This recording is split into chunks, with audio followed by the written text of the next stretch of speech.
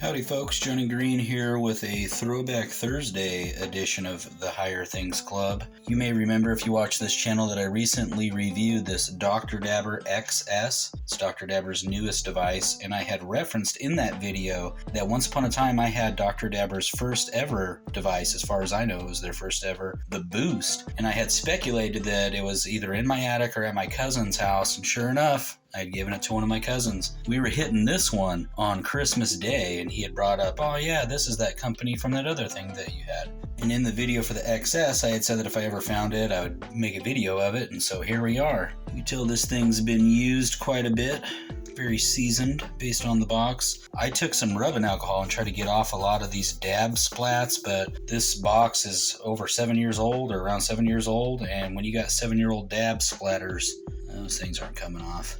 I really like this casing. This is still my favorite case that a device has ever come in. Reminds me a lot of pro audio equipment. A lot of people probably don't know this about me, but I was a wedding DJ for quite some time. I had a lot of pro audio equipment that I stored in boxes a lot like this. So first time I saw this Dr. Dabber Boost, which was the predecessor to the Dr. Dabber Boost Evo. I was in Vegas in 2015 and my friend Evan had one. He told me he knew the folks over at Dr. Dabber and that he could get one gifted to me.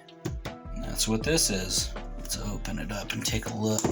So some of the parts I know are missing, been lost to antiquity. The main base is still here, skinny little deal. And this heating element's been used and abused.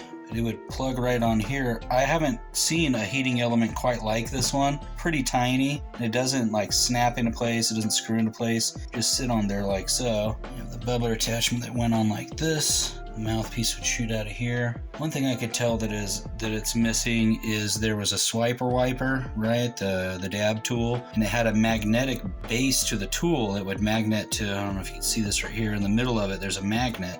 Let's see if I have an extra one out of my garage. I was able to find this one in my garage, at least for illustration purposes. But on their dab tool that they provided with this Dr. Dabber Boost, this would sit on here. You'd scoop up your dabs, put them in the heating element, and then this would attach this, click the button, it'd heat up, and then you'd put this on here, do like so, and start slurping from this end. Seems like a simple thing, but this was super revolutionary at the time.